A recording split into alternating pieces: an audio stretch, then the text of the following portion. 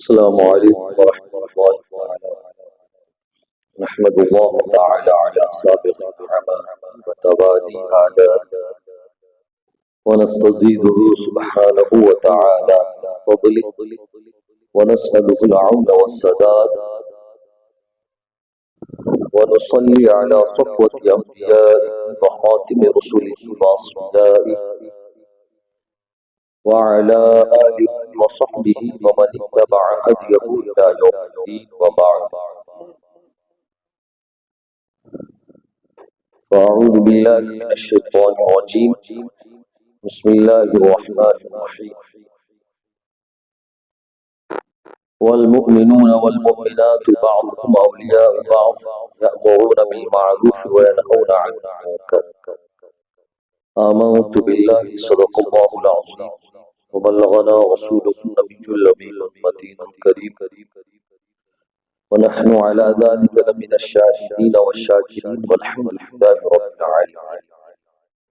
غوث اعظم بمن بے سر و ساما مدد قبلہ دین مدد کعبہ امام مدد بگرداب بلا افتاد کشتی ضعیفان شکستہ رہت و پشتی بحق خواجہ عثمان ہارونی مدد کلیا معین عقیدت و احترام کے ساتھ یہ پیش کرے اور پڑھے اللہم صلی علی سیدنا و شفیعنا و نبینا و مولانا محمد وبارک وسلم.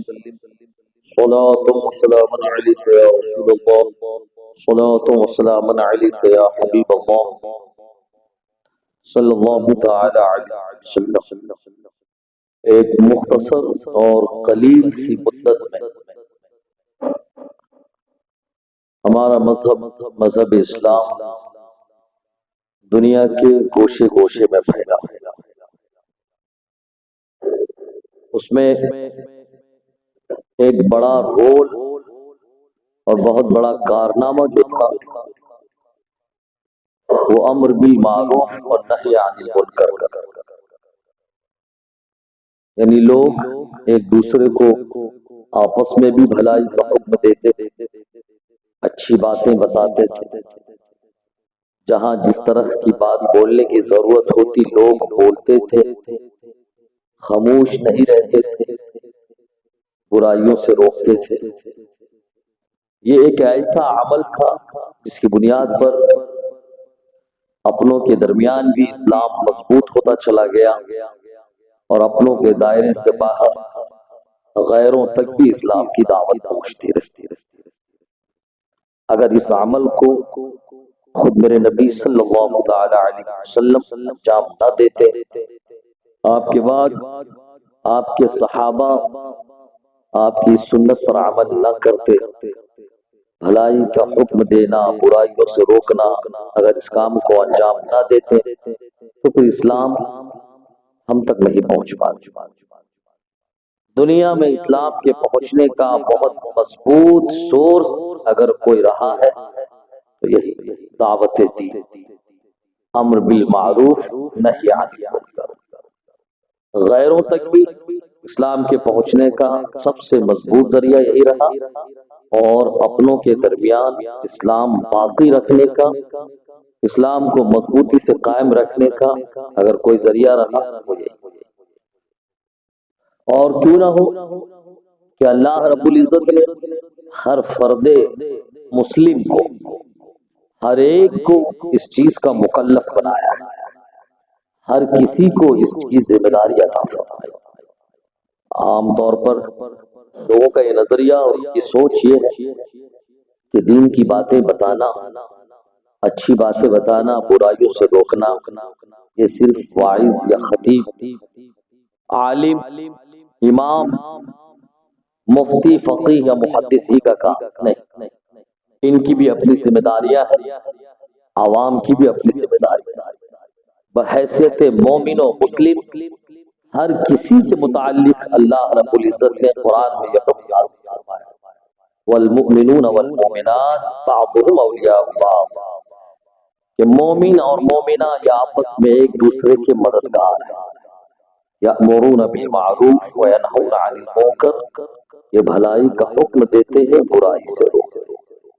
مومن مومنہ جتنے بھی صاحب ایمان، جو بھی ایمان کی دولت سے مالا مال ہے، ہر فرد کی، ہر مومن اور مومنہ کی ذمہ داری ہے کہ امر بالمعروف کرے، نہی عن المنکر، اپنی وسعت، اپنی حیثیت، اپنی معلومات کے مطابق۔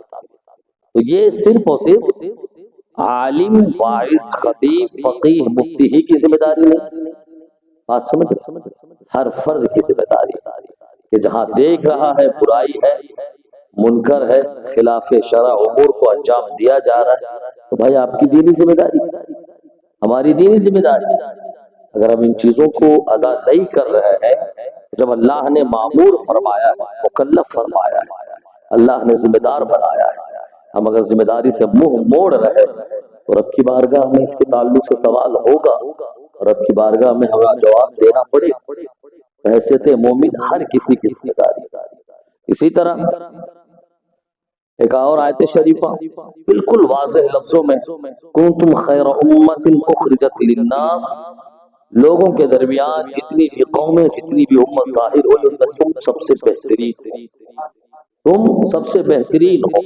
یہاں خطاب عالم، اس امت کے علماء، یا اس امت کے مفتیان کرام، یا اس امت کے جو مجتہدین ہیں، علماء ہیں، ان سے صرف خطاب نہیں ہے۔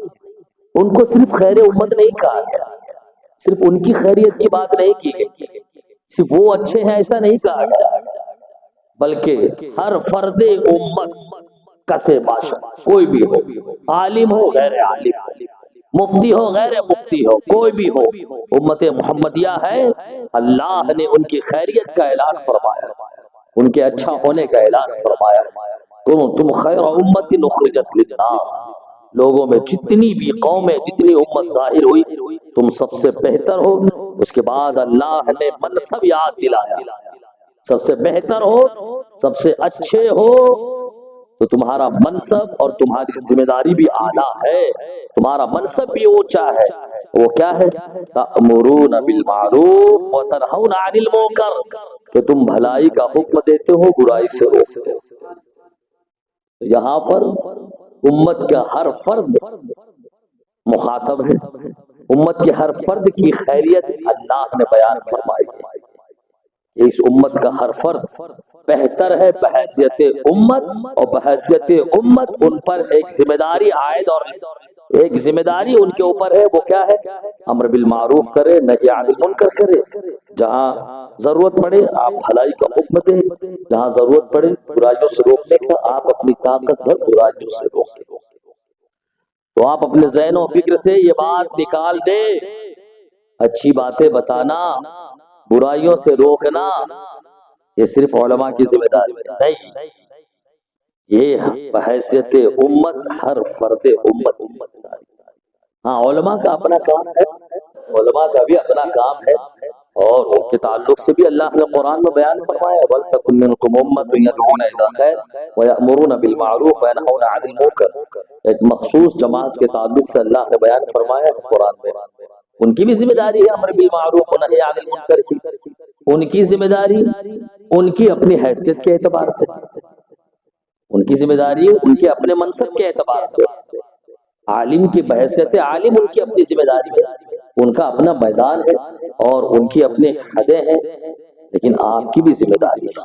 قرآن شریف کی دوسری آیت مبارکہ میں اللہ رب العزت نے فرمایا ہے فَلَوْلَا نَفَرَ مِن كُلِّ فِرْقَةٍ مِّنْهُمْ طَائِفَةٌ لِيَتَفَقَّهُوا فِي الدِّينِ وَلِيُنذِرُوا قَوْمَهُمْ إِذَا رَجَعُوا إِلَيْهِمْ لَعَلَّهُمْ يَحْذَرُونَ۔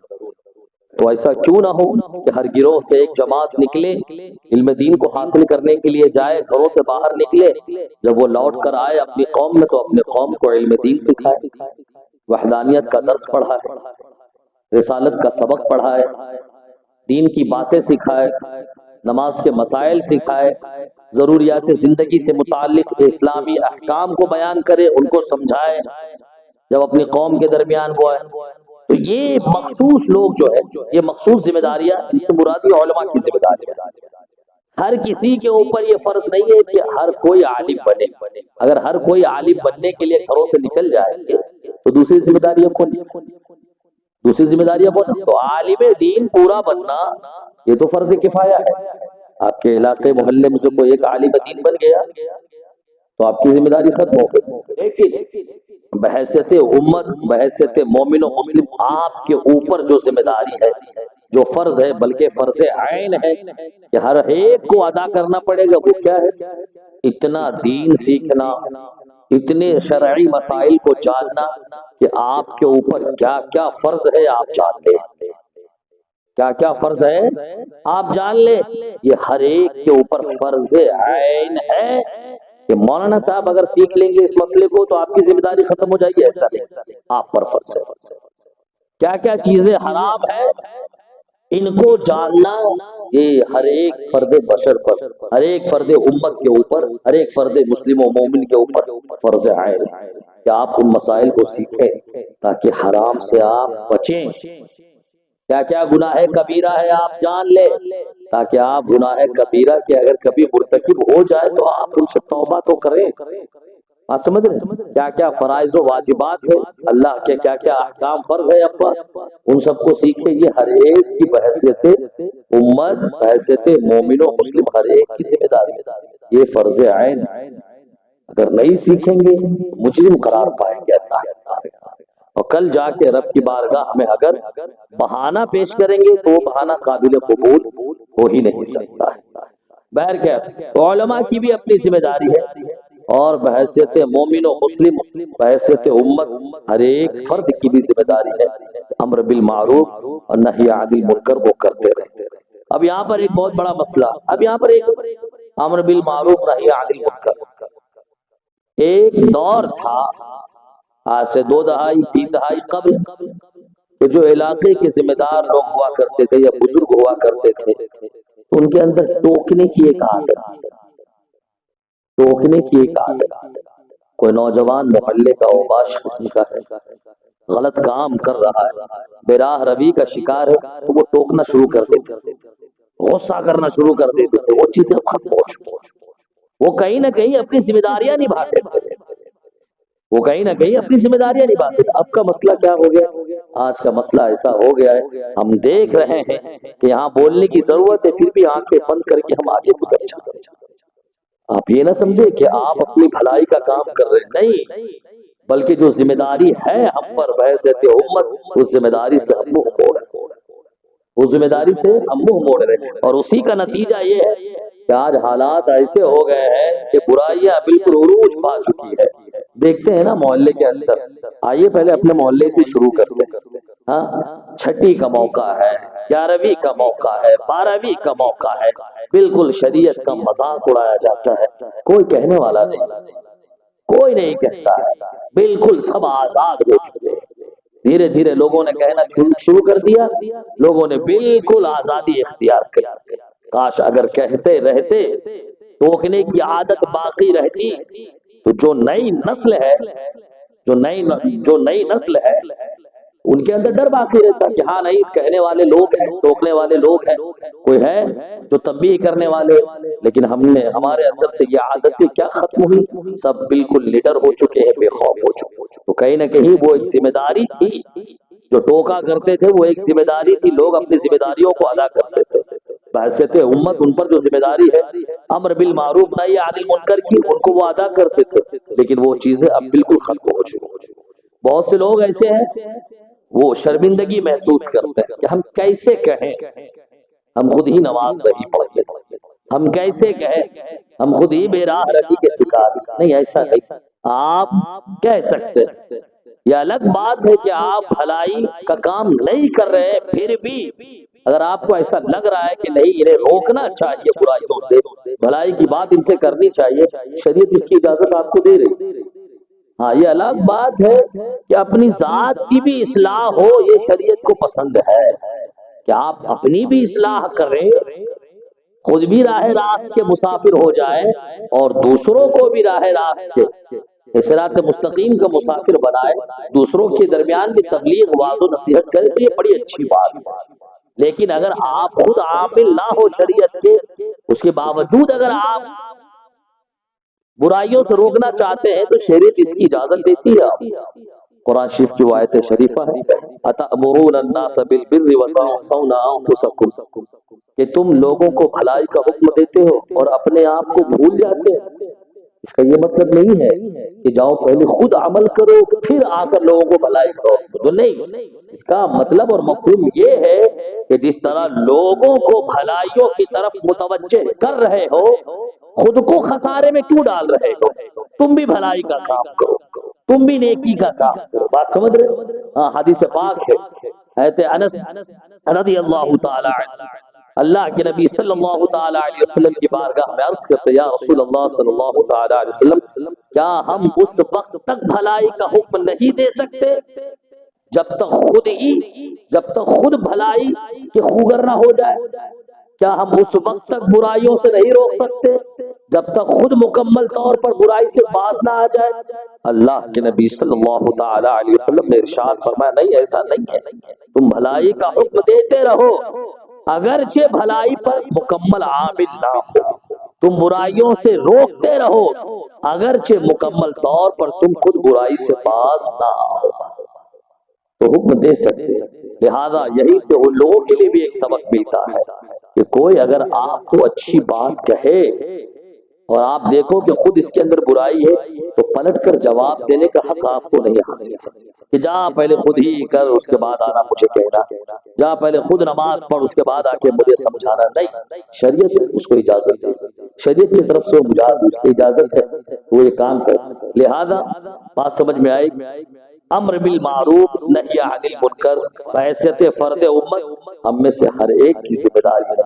اگر ہم نے ادا نہیں کیا تو رب کی بارگاہ میں اس تعلق سے ہمیں جواب دینا پڑے گا۔ درود پاک پڑھے، اللہم صلی علی سیدنا و شفیعنا و نبینا و مولانا محمد وبارک وسلم، صلاۃ و سلام علیک یا رسول اللہ، صلاۃ و سلام علیک یا حبیب اللہ صلی اللہ تعالی علیہ وسلم۔ ہم دیکھ رہے ہیں کہ شریعت کا مذاق اڑایا جا رہا ہے، ہم دیکھ رہے ہیں کہ یہ شخص ہے جو ظالم ہے، ہم دیکھ رہے ہیں کہ یہ ایسا شخص ہے جس نے شریعت کو کھلونا بنا لیا ہے، اس کے ساتھ اٹھنا بیٹھنا، اس کے ساتھ کھانا پینا یہ بالکل روا نہیں ہے۔ اس کے باوجود بھی اگر آپ نہیں کہو گے کچھ، اس کے باوجود بھی اگر آپ اسے کچھ نہیں کہہ رہے ہیں کہ جہاں آپ کو حق بولنا ہے اور ہم حق نہ بولے، تو ہماری جیسی ایسی حالت والوں کے بارے میں الساکت عن الحق شیطان اخرس، کہ جو حق گوئی سے، حق بولنے سے خاموش ہو جائے وہ گونگا شیطان ہے، وہ گونگا شیطان ہے۔ یعنی ہم یہ کہ بس خاموش رہو، جیو جینے دو، یہ دوسروں کا دستور ہوگا۔ بحیثیت مومن و مسلم آپ کا نظام، آپ کا اصول زندگی مختلف ہے۔ قرآن نے کہا ہے نا، والمؤمنون والمؤمنات بعضهم اولیاء بعض، قرآن نے آپس میں ایک دوسرے مومن کو ایک دوسرے کا مددگار، ایک دوسرے کا دوست قرار دیا ہے۔ ہمارے نبی صلی اللہ تعالی علیہ وسلم نے ہم سبوں کو آپس میں ایک دوسرے کا آئینہ قرار دیا ہے، وہ دوسروں کا بنایا ہوا اصول زندگی ہے۔ ہمارا اور آپ کا یہ نظریہ ہونا چاہیے کہ ہم اسی اصول کے مطابق زندگی گزاریں گے جو اصول قرآن نے دیا ہے، جو اصول بانی اسلام صلی اللہ تعالی علیہ وسلم نے دیا ہے۔ اور وہ اصول یہ ہے کہ ہم خاموش نہ رہیں، بولیں، بات سمجھ رہے ہیں، بولیں، ورنہ ہم مجرم گردانے جائیں شرعی اعتبار سے۔ اللہ کے نبی صلی اللہ تعالی علیہ وسلم کی وہ حدیث پاک سرکار فرماتے ہیں، من رآ منکم منکرا فلیغیرہ بیدہ، تم میں سے کوئی اگر برائی دیکھے تو اسے چاہیے کہ اپنے ہاتھ سے روکے۔ ہاتھ سے روکنے کا مطلب کیا ہے؟ ہاتھ سے روکنے کا ميدان میں اتر جائیں، بالکل ایسا نہیں ہونے دیں گے، یہ غلط ہو رہا ہے۔ کوئی آئے دو دو چار ہونے کے لیے ٹھیک ہے، اس کے لیے بھی ہم تیار ہیں۔ من رآ منکم منکرا فلیغیرہ بیدہ، تم میں سے کوئی برائی کو دیکھے تو شان ایمان کیا ہے؟ ایمان کا تقاضا کیا ہے کہ وہ اپنے ہاتھ سے جا کے برائی کو روک۔ فَإِن لَّمْ يَسْتَطِعْ، لیکن اگر اتنی بھی طاقت نہیں ہے، اتنی استطاعت نہیں ہے، فَبِلِسَانِهِ، تو زبان سے روکتے، بولے بھائی یہ غلط ہے، آپ کیوں اس پر ظلم کر رہے ہیں، نہیں ہونا چاہیے، غلط ہو رہا، یہ خلاف شرع کام ہے۔ اذان ہو رہی ہے اور آپ ادھر ڈی جے بجا رہے ہیں، اذان ہو رہی ہے آپ ڈھول تاشے بجا رہے ہیں، یہ اذان کا مذاق ہو رہا ہے۔ یہ اسلامی جو چیزیں ہیں ان کا مذاق اڑایا جا رہا ہے۔ اذان کی تعظیم ضروری ہے، ہاں آپ بتائیں انہیں، کہے کہ اذان کے ادب نہ کرنے کی وجہ سے ممکن ہے کہ ایمان پر خاتمہ نہ ہو، تو یہ اذان کا مذاق اڑایا جا رہا ہے۔ آپ انہیں سمجھا ہے یہ چیزیں، یہ آپ کی ذمہ داری ہے۔ فَإِن لَّمْ يَسْتَطِعْ فَبِلِسَانِهِ، اگر ہاتھ سے نہیں روک سکتا ہے تو زبان سے روکے، کہ ایسا نہیں ہونا چاہیے، نماز کا وقت ہے۔ آپ کی اس حرکت سے، جو آپ سنیت کے نام پر یہ کام کر رہے ہیں، آپ کی اس حرکت سے اندر جو عبادت کر رہے ہیں انہیں تکلیف ہو رہی ہے مسجد کے اندر، آپ انہیں سمجھائیں۔ اور یہ بڑا عجیب معاملہ ہے نا۔ دیکھیں آپ، آج معاملہ یہ ہے کہ ہم سے زیادہ، یہ حقیقت ہے، زمینی حقیقت ہے، اور اس کا عینی مشاہدہ میں نے اس محلے کے اندر کیا۔ وہ کیا؟ نماز اور اذان کی تعظیم و توقیر ہم سے زیادہ غیر کرتے، یہ حقیقت ہے، کوئی انکار کرے گا اس کا؟ ہم نے دیکھا ہے کہ بسا اوقات دیکھا ہے کہ انہوں نے بند تک کر دیا نماز اور اذان کے وقت، لیکن یہ ہمارے نوجوان سنیت کے نام پر دین کا مذاق اڑاتے ہیں، نماز کی توہین کرتے ہیں۔ یہ کون بتائے گا؟ یہ ذمہ داری ہماری اور آپ کی کہ ہم بتائیں، ہر ایک فرد کی ذمہ داری، آپ اس سے منہ نہیں موڑ سکتے۔ فَإِن لَّمْ يَسْتَطِعْ فَبِلِسَانِهِ، ہاتھ سے نہیں روک سکتے ہو، زبان سے روکو۔ فَإِن لَّمْ يَسْتَطِعْ فَبِقَلْبِهِ، زبان سے بھی نہیں منع کر سکتے ہو تو دل سے برا جانو، دل میں اس کو برا جانو کہ ہاں یہ برا ہے، وَذَلِكَ أَضْعَفُ الْإِيمَانِ، لیکن دل میں سے برا جان لینا یہ ایمان کا سب سے ادنا حصہ ہے۔ اب یہاں پر آپ دیکھیں، امر بالمعروف اور نہی عن المنکر، یہ وہ عمل ہے، یہ وہ معیار ہے کہ جس کی بنیاد پر ہمارے ایمان کی قوت و ذوق کو پرکھا جا سکتا ہے، کہ اگر ہمارے اندر اتنی طاقت ہے کہ ہم سب ایک جھوٹ ہو کر، متحد ہو کر برائیوں کے خلاف نکلے، محلے کے اندر جو برائیاں ہیں اس کا خاتمہ کرے، تو الحمدللہ ہم مضبوط ایمان والے ہیں۔ اس حدیث پاک نے یہ بھی بتا دیا کہ آپ کا ایمان کس درجے کا ہے، اس درجے کا ہے۔ یہ امر بالمعروف اور نہی عن المنکر کا جو طریقہ ہے وہ متعین کرنے کا، کہ آپ اگر باہر نکل کر اگر آپ برائیوں کو روک رہے ہیں، برائیوں کا خاتمہ کر رہے ہیں، تو آپ جانیں کہ آپ کا ایمان مضبوط ہے، اور نہیں صرف زبان سے ہی کہہ رہے، روک رہے ہیں تو مضبوطی کچھ کم ہے، اور صرف دل میں برا جان رہے ہیں تو زیادہ خوش فہمی میں مبتلا ہونے کی ضرورت نہیں ہے، یہ تو کمزور ایمان ہونے کی طریقے۔ لیکن ہمارے حالات آپ دیکھیں، ہمارے حالات یہ ہے، آپ دیکھیں اپنے ایمان کا ہم جائزہ لیتے ہیں، ہمارے حالات تو یہ ہے کہ گویا ایسا لگتا ہے کہ اب ہم دل سے بھی برا نہیں جانتے ان چیزوں کو، جو خلاف شرع امور ہمارے علاقوں میں پائے جاتے ہیں، ہم دل سے بھی برا نہیں جانتے ہیں، نہ ہمارے مرد حضرات دل سے برا جانتے ہیں، نہ ہماری مائیں بہنیں دل سے برا جانتے ہیں۔ ایسے ہی مواقع پر آپ دیکھیں محلے کی عورتیں بالکل زینت محفل بدلنے کے لیے سڑکوں پر تماشائی کھڑی رہتی، پورا محلہ ایسا لگتا ہے پوری گلیاں خالی ہو گئی اور سڑک آباد ہو جاتی، سب عورتیں سڑکوں پر بالکل نکل کے محلے سے چلے جاتے۔ دل سے اگر برا جانتے تو کیا ہم خود تماشائی بنے سڑکوں پر کھڑے رہتے؟ دل سے اگر برا جانتے تو کیا ہماری مائیں بہنیں سڑکوں پر نکل کر آ کر دیکھتی ہے تماشا ہے؟ نہیں تماشا۔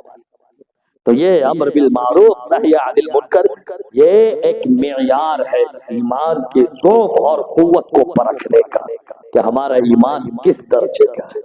اور پیارے سنو، عذاب کی شکل صرف یہی نہیں ہے کہ آسمان سے پتھروں کا نزول ہو، عذاب صرف یہی نہیں ہے کہ زلزلے آ جائے، عذاب صرف یہی نہیں ہے کہ قوموں کی صورتوں کو خنزیر کی صورتوں میں تبدیل کر دیا جائے، عذاب صرف یہی نہیں ہے کہ قوم کو بندروں کی صورتوں میں، قوم کی صورتوں کو مسخ کر دیا جائے، بندروں کی صورتوں میں متغیر کر دیا جائے، بدل دیا جائے۔ عذاب کی مختلف صورتیں، عذاب کی بہت ساری صورتیں ہیں۔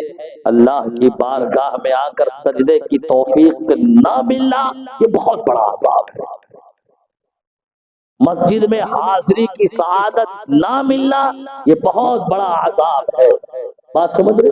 اور بھی بہت سارے عذاب، گھروں کے اندر جو ماتحت ہے، چھوٹے ہیں، ان کا اپنے بڑوں کی تعظیم و توقیر نہ کرنا، یہ بھی عذاب ہے۔ ہمارے رزق سے برکتوں کا خاتمہ ہو جانا، یہ بھی عذاب ہے۔ مختلف عذاب کی صورت ہے۔ سماج اور معاشرے میں ہم اپنی حرکتوں کی وجہ سے ذلیل و رسوا ہو جائے، یہ بھی عذاب ہے۔ بات سمجھ رہے ہیں؟ اللہ کے نبی صلی اللہ تعالی وسلم کی ایک حدیث پاک سنیں۔ آقا کریم صلی اللہ تعالی علیہ وسلم ارشاد فرماتے ہیں، ان الناس اذا رأوا المنکر، پہلے یہ سن لے، بحیثیت امت، بحیثیت فرد امت، ہم میں سے ہر ایک کی ذمہ داری ہے کہ ہم جہاں غلط ہو غلط کو غلط کہے، جہاں صحیح ہو اس کی تائید کرے، ہر ایک کی ذمہ داری ہے۔ اور انسان جب اس ذمہ داری کو چھوڑ دیتا ہے تو ممکن ہے کہ عذاب الہی میں گرفتار ہو جائے، ممکن ہے عذاب الہی میں گرفتار ہو جائے۔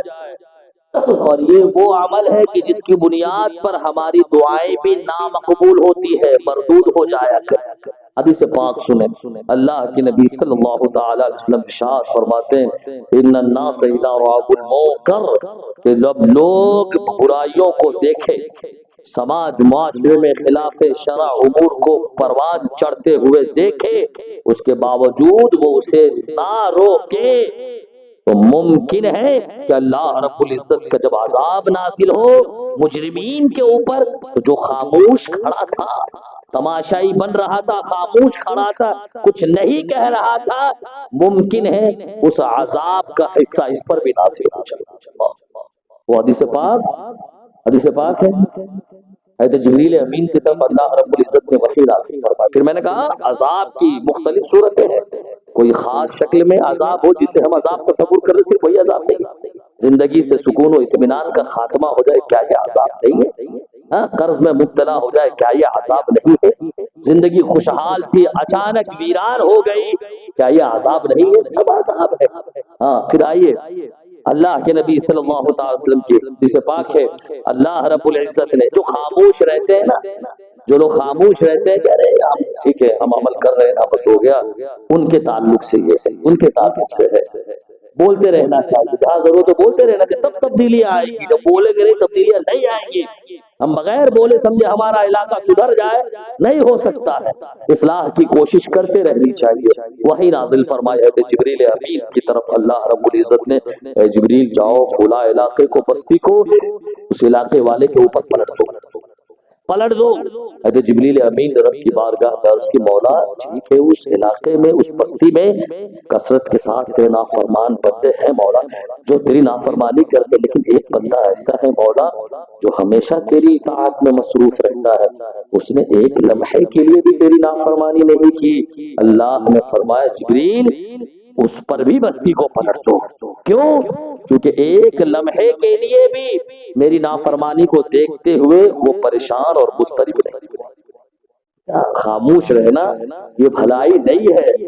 جیو جینے دو کا اصول دوسروں کے لیے ہے، آپ کے لیے بحیثیت امت آپ کے لیے قرآن نے یہ اصول مقرر کیا ہے کہ جہاں آپ دیکھیں کہ شریعت کا مذاق اڑایا جا رہا ہے، شریعت کے خلاف ہو رہا ہے، آپ بولے، جس طرح سے بولے، ہاتھ سے روک سکتے ہیں روکے، زبان سے روک سکتے ہیں روکے، کم سے کم دل سے برا جائے۔ بات سمجھ رہے ہیں؟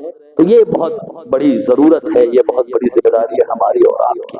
اور آج یہ ایک بہت بڑا المیہ ہے، 2 منٹ آپ سے لینا چاہتا ہوں۔ امر بالمعروف نہی عن المنکر، یہ ذمہ داری جو ہر ایک کی ہے، عوام کے درمیان سے یہ ذمہ داری کا تو خاتمہ ہو چکا ہے۔ ایک ہی واحد سب سے مضبوط پلیٹ فارم بچا ہے، وہ ممبر رسول ہے۔ ممبر رسول ہے، یہ مسجد میں جمعہ کا واعظ، جمعہ کا خطبہ ہے، جہاں سے ایک عالم، ایک امام اس کام کو انجام دیتا ہے، اس ذمہ داری کو انجام دیتا ہے۔ لیکن اب یہ پلیٹ فارم بھی محفوظ ہے نا، آپ سب جانتے ہوں گے، یہ بالکل زمینی حقیقت ہے۔ ہاں، مختلف علاقوں میں مختلف طرح کے قصے سننے کو، قصے واقعات سننے کو ملتے ہیں کہ امام صاحب نے سود کے خلاف جیسے تقریر کیا کہ ٹرسٹی کے اندر ایک ممبر رہتا تھا جس کا کاروبار ہی سود پر تھا، جمعہ کے بعد امام صاحب کی چھٹی ہو، بہت ساری باتیں سننے کو ملتی۔ امام صاحب نے کوئی ایسی بات بول دی، ایسی بات بول دی امام صاحب نے کہ بالکل جو جتنے مقتدی تھے اکثریت کے خلاف باتیں تھی، لیکن شریعت والی بات تھی، قرآن کی باتیں تھی، جمعہ کے بعد امام صاحب کی ایسی کی تیسی کرنا شروع کر دیتے۔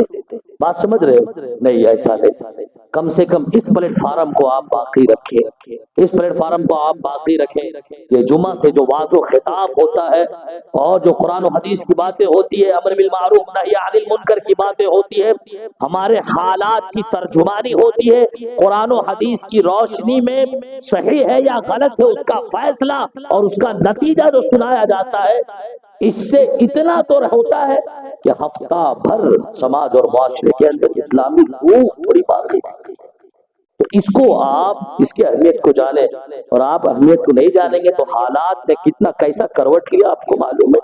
ہندوستان کا یہ علاقہ ہے، چھتیس گڑھ کا علاقہ، وہاں یہ قانون لاگو کر دیا گیا ہے کہ جمعہ کی جو تقریر ہوگی، جمعہ کا واعظ جو ہوگا، پہلے اسے چیک کرایا جائے حکومت جب اس کو پاس کریں گے اس کے بعد جا کے امام بول سکتا ہے۔ لہذا آپ اس کی قدر کو جانیں، اپنے امام اپنے واعظ کو آزاد چھوڑے کہ وہ قرآن و حدیث کے مطابق جو چاہے بولے، قرآن و حدیث کی روشنی میں جو چاہے بولے، چاہے آپ کی زندگی کے خلاف کیوں نہ ہو، آپ کے معمولات کے خلاف کیوں نہ ہو، شریعت کی بات تو پہنچائے، ورنہ آپ پابندی لگائیں گے تو شاید حکومت پابندی عائد کرنا شروع کر دی۔ اور حکومت کے پابندی لگانے کا مطلب جانتے ہیں، حکومت کے پابندی لگانے کا مطلب یہ ہے کہ اب ہم اگر ایسا ہو جاتا ہے تو ہم اپنے اسلاف کے ذوق شہادت، جذبہ شہادت، اسلام کی خاطر جو ان کی ایثار اور قربانیوں پر مشتمل کہانیاں ہیں، قصے ہیں، ہم اپنے نوجوانوں کے درمیان نہیں رکھ سکتے، کیونکہ وہ ان چیزوں کو پسند نہیں کریں گے۔ اسلامی شریعت، اسلامی جو شریعت ہے، کما حق ہم جمعہ میں لوگوں کے سامنے نہیں رکھ سکتے کیونکہ وہ ان چیزوں کو نہیں پسند۔ تو حالات یہاں تک ہو چکے، لہذا آپ یہ جو پلیٹ فارم ہے اس کو آپ آزاد چھوڑے کہ یہاں سے امر بالمعروف اور نہی عن المنکر کا کما حق ادا کیا جا سکے۔ اللہ رب العزت کی بارگاہ میں دعا ہے مولا عز و جل ہم سبوں کو دارین کی سعادتوں سے مالا مال فرمائے، ہم سبوں کا خاتمہ ایمان پر فرمائے، ہمارے آباء و اجداد جو با ایمان دنیا سے رخصت ہوئے مولا عز و جل سب کی مغفرت فرمائے، اسلام و مسلمین کی حفاظت فرمائے۔